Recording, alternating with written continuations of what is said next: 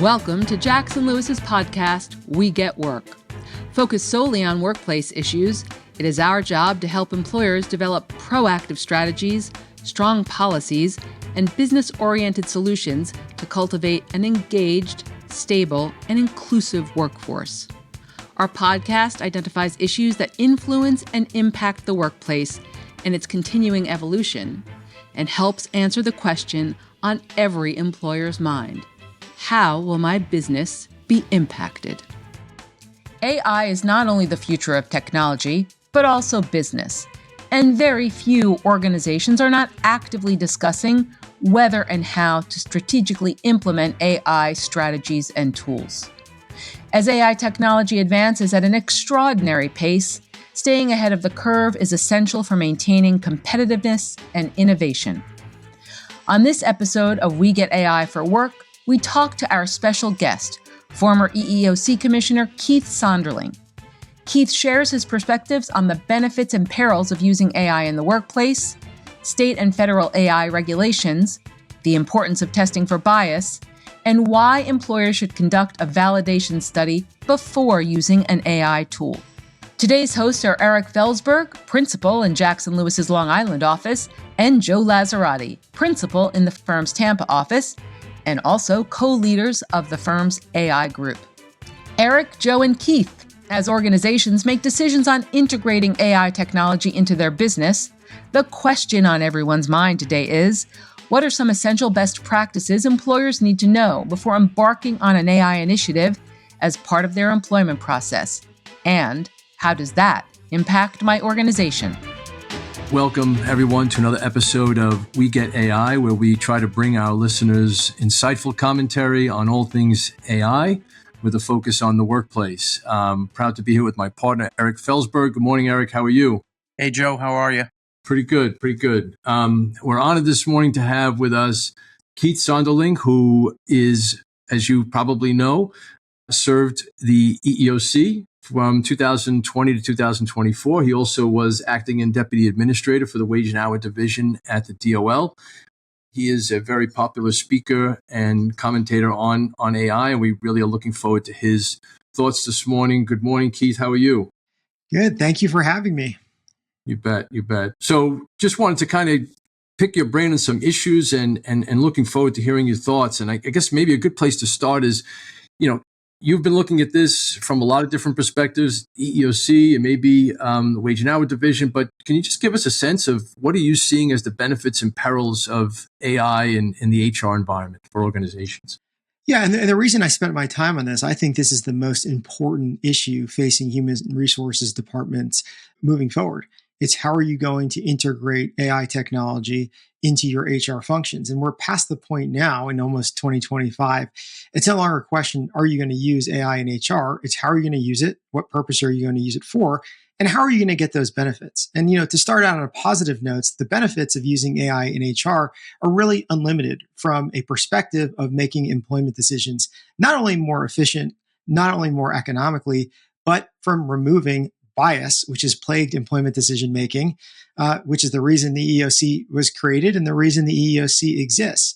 So, I've said constantly when looking at this, if the AI is properly designed and carefully used, by organizations, it can absolutely remove human bias from employment decision-making by removing all factors that employers are not allowed to make a decision on, such as your race, sex, national origin, all these things humans have unlawfully been taking into account, and only looking and designing the algorithms to look at the skills of the candidate or employee to make those decisions on only lawful purposes.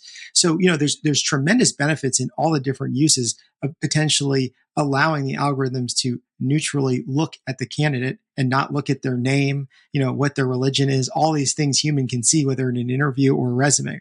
But at the same time, if you just flip what I said, if the algorithms aren't properly designed and they're not able to discount protected characteristics and have those play a factor in them, or it's not properly used by the company who has purchased these programs, the risk here is that you could scale discrimination far greater than any individual human. So that's the challenges when you talk about the promises. It's really the chance to remove longstanding biases And the perils of this is that one mistake in the algorithm or the user can just scale these decisions that used to take a long time by humans. Yeah, Keith, I think that's right. And, I guess on a related note, a lot of employers rely on third-party vendors, right, to provide the AI platform that they're using. And we've seen a lot of discussion around the shift of liability to vendors, right, when they're deploying AI. So, from an HR perspective, who's responsible, right, if the AI makes a discriminatory employment decision? How does the liability work with the vendor's tool, and who's responsible for that in your view? And here's the very tough answer to that question, which is different than liability in other aspects of companies' business. When you're using AI in HR, when you're using a vendor or you're designing it yourself, the company is 100% liable for that decision. And that's not just because the government or class action lawyers want to necessarily pick on companies and give the vendors a free pass. That's not how it works at all. It's because of the statutory limitations. And if you take a step back, what are you asking these tools to do? To help you either make or assist you make an employment decision. And there's only a finite amount of employment decisions: hiring, firing, wages, training, benefits, promotions. So at the end of the day, there's going to be an employment decision. And as you know, under Title VII of the Civil Rights Act, when it was enacted in the 1960s, the law says that an employment decision in the United States can either be made by three parties: a company, a staffing agency, or a union. And that's it. So that's the limitations of who can make an employment decision. That's the limitations of jurisdictions of who can be liable for these tools. So from a government enforcement agency, you're looking at the decision that was made, and it doesn't matter if a human made it or an AI made it. The company, staffing agency, or union made that decision, and that's where the jurisdiction and venue will lie on who's responsible for using these tools. Interesting. So, Keith, you live in D.C., and this morning as we tape this, it's the morning following the election, interestingly enough. Curious, I know our listeners may be curious as well. What do you think about, and this may be certainly something that is evolving and will continue to evolve, what's the pulse on the Hill around AI, and what are you seeing, the direction of regulation and what companies might expect and when? Maybe if you can speak to that a little bit. There generally wasn't a lot of interest in AI until ChatGPT and generative AI came out and everyone can use it. The EEOC was one of the first agencies to address this with the Algorithmic Fairness Initiative back in October of 2021. So we were really looking at these issues way in advance of other agencies and, of course, Congress. But since ChatGPT came out worldwide, everyone wants to talk about it. It's the hottest topic. And how do we regulate this? There's a lot of discussions about that. And, when you look at it, and I do think it's a bipartisan issue. If you look about when President Trump was in office with the executive orders he issued about using AI and developing AI related to our American core values, and then President Biden, his executive order, really focusing in on some of the civil rights implications. But even in the Senate, the committees, there's bipartisan interest in getting this right, because I think a lot of people understand that this technology is the future, and how do we ensure that it's all these protections still exist as this technology becomes more complicated. But from the executive branch, if you look at the EEOC, the FTC, and other agencies who are charged with enforcing these old laws, the EEOC from the 1960s, been very strong on ensuring that all the civil rights protections and all the existing laws still apply equally, and getting less in the distraction of, do we need new laws? Are there even laws? Opposing going back to the basics of what I just said and saying employers are making employment decisions. And that is what these agencies are going to regulate when you're using AI. So I think there's a lot of distraction out there about whether or not you should use these programs because there's no laws, or there's going to be laws, and you just kind of have to go back to basics and saying that all these agencies have a mandate, and AI is going to certainly impact that significantly. But that doesn't ignore the fact that a lot of people want to regulate in this space, especially in the HR space. So in that absence of a new federal regulation, you're seeing states and foreign governments really get involved in this space. And it's interesting, if you look at what they're doing, they're saying using AI in HR is one, especially in Europe, in the EU, is one of the higher risk categories of using AI. New York City with the local law 144 came out saying if you're going to use AI in HR in New York, here are additional requirements you're going to need to do. And the same goes for proposals in California and in Colorado. So you're starting to see common themes come out of these AI specific laws to HR, where it's going to require transparency, telling applicants or employees, maybe what vendor they're using, how these AI assessments are going to look at their application, how it's going to look at their resume, how it's going to work in their interview. But I think one of the most important themes are coming out of these proposals is that mandatory bias audit testing in advance and as you use those programs.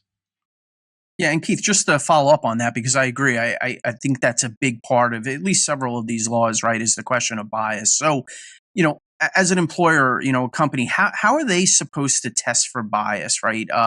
Should they be doing that in advance of deployment? If so, how do they go about doing that? And this is sort of where a lot of these new proposals, whether it's out of Brussels with the UAI Act, whether it's out of New York City, requiring you to do a bias audit in HR. Well, how do you do that?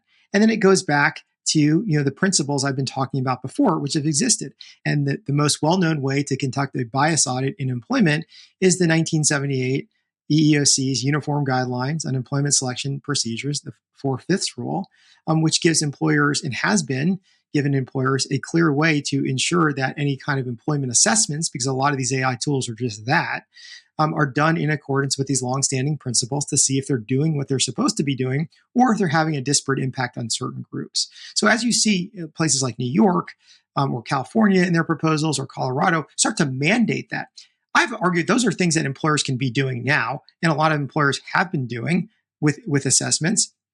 So you don't necessarily need to fear some of the new regulations where if they're asking you to do things that there's already a lot of existing guidance on. And the EEOC put out guidance in May of 2023 on this exact issue, saying, here's how you conduct a bias audit using artificial intelligence. Here are the longstanding principles that you should do. And if you voluntarily do that before you're required to do it by states or foreign governments, you're just going to be in a better position using your AI within your organization. And that's something I really advocated for. That sort of self-governance, that self-auditing using these principles, ensuring that before you ever let a tool make a decision on someone's livelihood, you can run these bias audits to see if it's discriminating against certain groups in advance. And technology allows you to do that much more faster, much more cheaper than before, where somebody puts out a job advertisement and then there's discrimination later on, and that discrimination has already happened versus testing it in advance.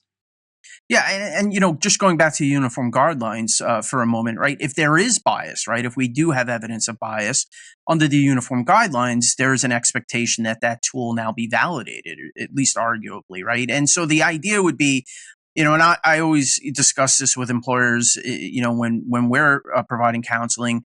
What is the timing of that validation study, right? Should you have it validated up front before you even identify bias, or can you wait till the bias is kind of out there and then decide to go and have the tool validated? So would love your thoughts on, kind of the obligation to validate, but also the timing in connection with that validation. Well, obviously doing it before is certainly best practice to ensure that, before the tool goes live, to see if it's doing what it's supposed to be doing and not discriminating against certain groups. But I think what's important in the HR space is that, each job description, each job advertisement is going to be different and have different skills requirements. And all of those, as those change, as your organization says, okay, we actually need 4 years of this skill instead of 3 years, or 3 years instead of 2 years, or we're going to put this additional job requirement in there. That's when it needs to be revalidated, because that's when you're changing some of the metrics to see if the candidates are qualified, or if that new metrics you put in is causing disparate impact discrimination. So really, as those job descriptions changes, as the skills requirement changes, as performance reviews change, which happen sometimes yearly within organizations, sometimes when there's a reorganization or a merger or acquisitions, those are really important parts to test it. But what you're seeing, going back to the common themes in the new regulations, is that requirement for yearly bias audit testing. And I think that's a good thing, because at least it puts a benchmark in. We're saying we validated at this point. It gave us a chance to go back and look what the job description and skills are. We felt confident for this year that's what it is. And at least you have that certainty moving forward and an endpoint to know where you'll revalidate it, which most employers are not doing now with their current job description. And that's the thing that I've been advocating for is let's not put more burdens now on regulating artificial intelligence and making it so difficult that employers want to use. We're instituting these through technology actually allows us to clean up, some of these issues and do bias audits more potentially cheaper and more effectively than the practices we have now. It's interesting in terms of, different use cases of AI that I think are related here. And that is, employers using various technologies, AI powered monitoring activities to measure performance and a whole range of other applications that could involve, the collection of confidential medical information or other data about employees. How are you seeing, what are your thoughts on those types of systems, maybe from an ADA perspective, confidential medical information, just general privacy, employers balancing those issues with AI? Yeah, and generally employers don't have a lot of privacy at work, as you know. But now that these software tools, especially for applicants and current employees, are doing employment assessments, are asking questions, they need to be designed to ensure that they're not soliciting any unlawful information not relevant to the job. And when we see that in some of the tools that do the job interviews, they may ask a question that may have an applicant disclose confidential medical information that not only needs to be protected by the employer, but then has no relevancy to the job. And that's an ADA violation in itself as well. So in our first guidance we put out in May of 22 was related to disability discrimination and how the ADA, how these tools can't solicit unlawful information. They can't. They need to be designed to ensure that people with disability can use this as well. But also keeping with the privacy themes, you're right, because it's much more just on the hiring side. There's programs out there that will, do performance reviews, that will review and monitor all of the employees' emails, Slack, Teams messages to see, not only if they're doing their job, but if they're meeting employer expectations.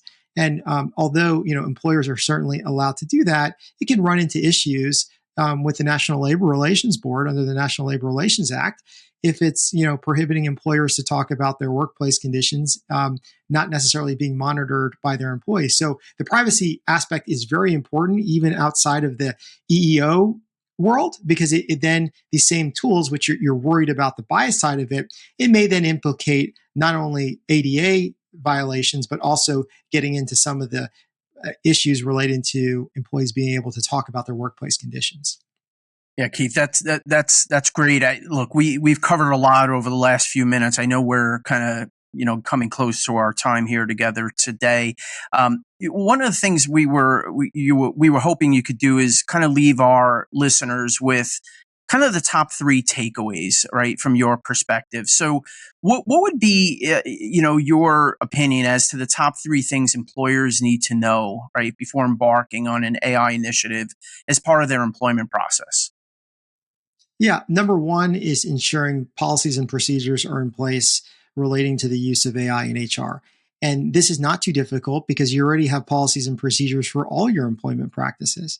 And I think it needs to go back and take a fresh look of saying, here's where we're integrating AI, and here's the implications of how AI is going to impact those existing policies and procedures as well. In addition of taking a much more macro approach and having AI governance principles for your whole organization, even outside of employment. And you're seeing a lot of the big tech companies, the White House coming out with these sort of Bill of Rights, in a sense, for employees and consumers using these programs as well. And then the other thing too, with the vendor who's ultimately going to design the technology that you're going to be using, is how are you going to ensure that they are providing not only an algorithm that works, and that is not going to take protected characteristics in play, but also how are they going to provide that training within your organization to ensure that those who are using it within your organization are using it properly and not using it improperly to then use these tools to discriminate at scale, because you may have an algorithm that works, but if employees using it who are not authorized or not trained then may use it improperly. And then finally, it's really starting to keep up with the changing regulatory environment. There's so many governments across the world that are not only interested in AI, but specifically AI and HR, because you're dealing with fundamental civil rights. And it applies to everybody. It's industry agnostic. But like I said before, keeping up with those trends, you can really get ahead of now by performing those bias audits and making determinations of saying, if these are where all these states and foreign governments are going regarding disclosure, opt-in, opt-out, bias audits, you can start picking which ones in advance you think are going to be most relevant for you to get ahead of those potential regulatory changes. Yeah, look, you've given us a lot to think about, and we appreciate that. And so, thank you very much for joining us. We're honored to have you with us. And look, as this continues to unfold in this area, I think there are going to be even more issues than the ones we touched upon today. So, hopefully we can do this again in the future, and look forward to getting together again with you. But thanks again. We really appreciate it. Thanks for having me. As we've been doing on these episodes, definitely want to get any ideas from our listeners. And if you want to be a guest and talk with us about maybe what you're doing with AI, we'd love to talk to you. Definitely hit us up. Email us at ai@jacksonlewis.com. Thank you so much. Thank you for joining us on We Get Work. Please tune in to our next program, where we will continue to tell you not only what's legal, but what is effective. We Get Work is available to stream and subscribe on Apple Podcasts, Libsyn, SoundCloud, Spotify, and YouTube. For more information on today's topic, our presenters, and other Jackson Lewis resources, visit jacksonlewis.com. As a reminder, this material is provided for informational purposes only. It is not intended to constitute legal advice, nor does it create a client-lawyer relationship between Jackson Lewis and any recipient.